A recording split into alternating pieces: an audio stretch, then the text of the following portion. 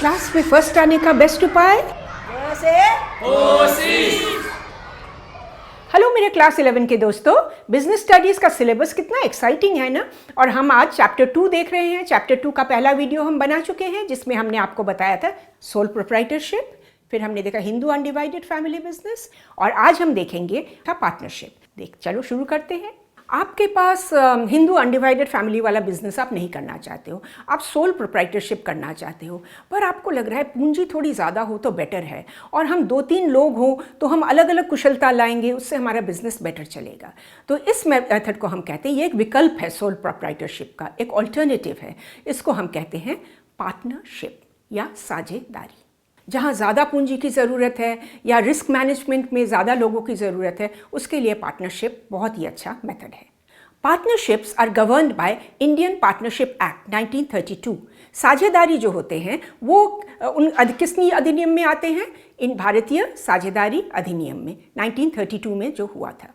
इसके लिए बनता है एक लीगल डॉक्यूमेंट, एक लीगल एग्रीमेंट, जिसमें सारे टर्म्स कंडीशंस वगैरह लिखे होते हैं। और जो मोस्ट इंपॉर्टेंट है कि आपका बिजनेस लीगल होना चाहिए, वैधानिक होना चाहिए, कोई इलीगल बिजनेस नहीं। और नंबर 2 है कि आपका उद्देश्य प्रॉफिट कमाना होना चाहिए। चाहे आप सपोज आप कहते हो हम 2 लोग मिलकर हम पार्टनरशिप कर रहे हैं और हम जनता की सेवा करने वाले हैं, हम NGO करने वाले हैं, तो वो पार्टनरशिप में नहीं आएगा, उसके लिए अलग चीज़ बनती है। नंबर 2 जो बहुत इंपॉर्टेंट पॉइंट हम बार बार कह रहे हैं, लायबिलिटी आपकी क्या है, दायित्व आपकी क्या है। तो पार्टनर की भी अनलिमिटेड लायबिलिटी होती है। अगर बिजनेस नुकसान करता है तो पार्टनर को अपनी निजी संपत्ति से भी लेकर देना पड़ता है, नुकसान भरपाई करना पड़ता है। और प्रॉफिट्स का क्या? प्रॉफिट्स को उस लीगल एग्रीमेंट के हिसाब से बांटा जाता है पार्टनर्स में। और रिस्क का क्या? वो भी लीगल एग्रीमेंट्स के तहत पर बांटा जाता है। रही बात डिसीजन मेकिंग की, निर्णय लेने की, तो पार्टनर्स एक दूसरे से बातचीत करके एक सॉलिड डिसीजन लेने की कोशिश करते हैं।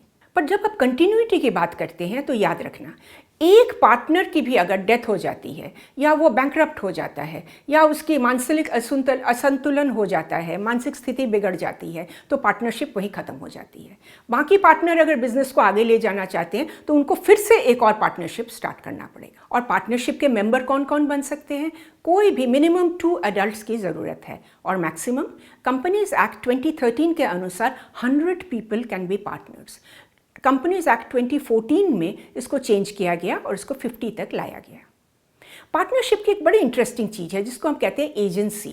सपोज 4 पार्टनर हैं, उसमें से एक पार्टनर दूसरों को रिप्रेजेंट करता है। बैंक जाता है लोन के लिए, वो दूसरों को रिप्रेजेंट कर रहा है, तो कहा जाता है वो दूसरे के बिहाफ पे एजेंट का काम कर रहा है, क्योंकि लोन जो मिलेगा उसको नहीं मिलेगा, लोन तो बिजनेस को मिलेगा, यानी कि चारों पार्टनर्स का होगा।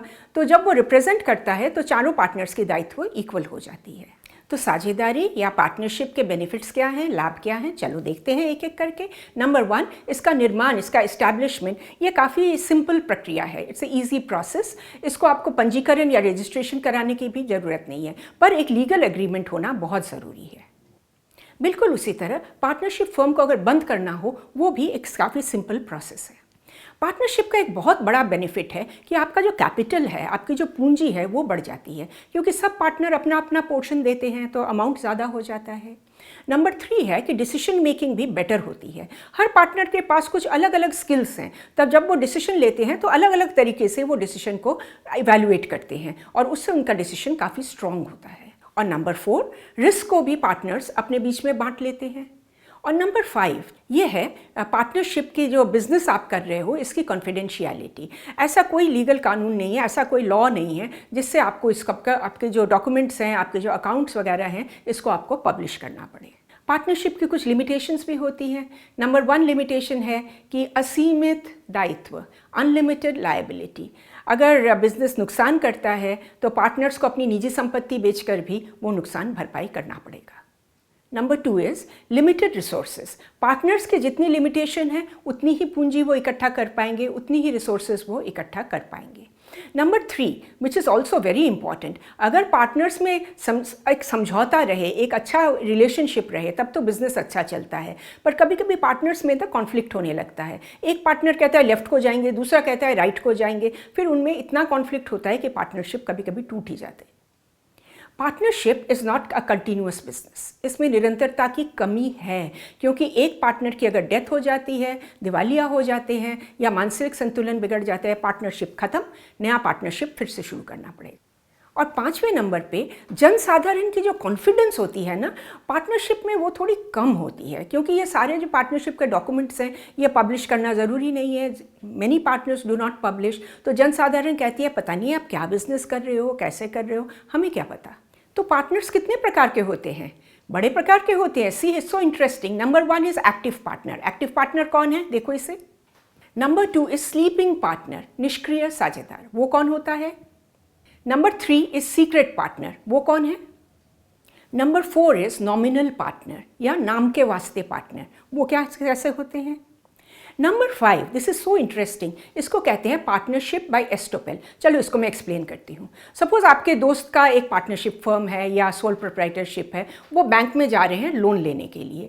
वो आपसे कहते हैं तुम भी आप मेरे साथ चलो, मेरे साथ जरा सा बैंक के साथ नेगोशिएट करो। तो आप उनके साथ जाते हैं, आप उनके बैंक के साथ काफ़ी बातचीत करते हैं। तो बैंक मैनेजर को लगता है कि आप भी बिजनेस के ओनर हो, तो आप भी बिजनेस के पार्टनर हो, तो वो सोचकर वो आपको लोन देते हैं। तो कानून कहता है कि ऐसे सिचुएशन में आप भी बिजनेस के पार्टनर माने जाओगे, चाहे आप हो या नहीं हो। और जब ऐसा होता है तो आपकी लायबिलिटी बन जाती है। और फाइनली इसको कहते हैं पार्टनरशिप बाय होल्डिंग आउट। इसका मतलब क्या होता है? सपोज आपके दोस्तों ने मिलकर एक पार्टनरशिप फर्म स्टार्ट किया है, उन्हें बैंक से लोन लेना है और वो दिखाना चाहते हैं कि आप भी उसके मेंबर हो। वो आपसे कहते हैं भाई हम ऐसा बोलें कि आप भी हमारा मेंबर हो। आप बोलते हो कोई बात नहीं, बोल दो। तो उन्होंने जब बोला तो बैंक से लोन भी मिल गया, पर इस लोन के लिए आप भी लायबल हो जाओगे, क्योंकि कानून यही कहता है कि आपने अपने आप को पार्टनर की तरह दिखाया था। आपकी भी पूरी लायबिलिटी बनेगी। तो इसलिए अगर दोस्त को लोन लेना है और आप उनके साथ जा रहे हो, please make it clear to the bank कि आप इसके पार्टनर नहीं हो, नहीं तो आपकी भी लायबिलिटी बन जाएगी। तो ये तो थे 7 टाइप के पार्टनर्स। और अब हम देखेंगे पार्टनरशिप के तरीके, वो कैसे होते हैं। उसको 2 हिस्सों में बांटा जाता है। कुछ तो होते हैं ड्यूरेशन या अवधि से, और कुछ होते हैं लायबिलिटी या दायित्व से। ड्यूरेशन वाले कैसे होते हैं? एक होता है पार्टनरशिप एट विल, ऐच्छिक पार्टनरशिप, ऐच्छिक साझेदारी। इसका मतलब जब तक आप और मेरी इच्छा है हम दोनों पार्टनर बन के रहेंगे। जब हमें इच्छा है कि हम नहीं पार्टनर बनना चाहते, हम एक नोटिस देंगे, लीगल नोटिस देके पार्टनरशिप को टर्मिनेट कर देंगे। और नंबर 2 है विशिष्ट साझेदारी या पर्टिकुलर पार्टनरशिप। हमें एक काम करना है, वो काम जनवरी के महीने में शुरू होगा, मार्च के महीने में ख़त्म होगा। इस 3 महीनों के लिए हम एक पार्टनरशिप एग्रीमेंट करते हैं। तो जैसे मार्च हो गया, काम खत्म हो गया, पार्टनरशिप भी खत्म। अब देखते हैं दायित्व या लायबिलिटी। तो एक तो होता है जनरल पार्टनरशिप, सामान्य साझेदारी, जिसमें पार्टनर्स का दायित्व अनलिमिटेड, असीमित दायित्व होता है। अनलिमिटेड लायबिलिटी तो आप समझ ही गए हो, जो नुकसान होगा उसको निजी संपत्ति से भी भरपाई करना पड़ेगा। नंबर 2 होता है लिमिटेड पार्टनरशिप। ये बड़ा इंटरेस्टिंग है। लिमिटेड पार्टनरशिप का मतलब है एक व्यक्ति की अनलिमिटेड लायबिलिटी, बाकियों की लिमिटेड लायबिलिटी। जैसे हिंदू अनडिवाइडेड फैमिली में देखा था ना, कर्ता की अनलिमिटेड और बाकियों की लिमिटेड, बिल्कुल उस तरह से। और इस टाइप ऑफ पार्टनरशिप में अगर एक पार्टनर की डेथ हो जाती है या दिवालिया हो जाते हैं या मानसिक असंतुलन हो जाता है, तो ये पार्टनरशिप खत्म नहीं होती। पार्टनरशिप फर्म का जब आप लीगल डॉक्यूमेंट, कानूनी दस्तावेज जो एग्रीमेंट होता है वो बनाते हैं, उसमें 12 चीज़ें रहना बहुत ज़रूरी है। एक एक करके देखो। 1 2 3 4 5 6 7 8 9 10 11 एंड 12। आप अपना पार्टनरशिप फर्म को, आपने सारा डॉक्यूमेंट बना लिया और अब अपने पार्टनरशिप फर्म को आप रजिस्टर करना चाहते हो, तो आप क्या करोगे? तो रजिस्ट्रार के पास आप जाओगे, वहाँ एक फॉर्म मिलेगा आपको। उस फॉर्म को भर के उसके साथ फीस दे के आप जमा करोगे। रजिस्ट्रार से जब आपका रजिस्ट्रेशन सर्टिफिकेट मिल जाएगा, अपना धंधा शुरू कर दीजिए। तो अब आप बताओ कि आप क्या करना चाहोगे। आप सोल प्रोप्राइटरशिप करोगे, एकल स्वामित्व, या आप हिंदू अनडिवाइडेड फैमिली बिजनेस करना चाहोगे, या आप पार्टनरशिप करना चाहोगे। मैं आपको एक कंपैरेटिव चार्ट दिखाऊं, इसके बेसिस पे आप कर सकते हो। ये देखो, पहला पॉइंट, और देखो second point, third point, fourth point and fifth point. और ये रहा आपका पॉइंट 6। अब आप ही बताओ, आप किस टाइप का बिजनेस करना चाहोगे, आपके लिए कौन सा मोस्ट सूटेबल रहेगा। अगले वीडियो में मैं आपको बड़े फर्म की बात बताऊंगी। चलो अगले वीडियो का इंतज़ार करते हैं। ये रहा आपका सारांश, और आप इसको रटिएगा मत, इसको आप एग्जाम्पल के साथ सोच। आपके अगल बगल में 1000 फर्म्स चल रही हैं, उनके बारे में आप ज़रा सोचो और स्लॉट करो कि ये किस टाइप की फर्म है, तब आपका पूरा क्लियर हो जाएगा। और आप हमारे साथ जुड़े हुए हो ना सोशल मीडिया पे, हम रोज़ एक पोस्ट डालते हैं। अगर आपको अच्छा लगा, हमें तो बहुत अच्छा लगेगा। Thanks for watching. जैसे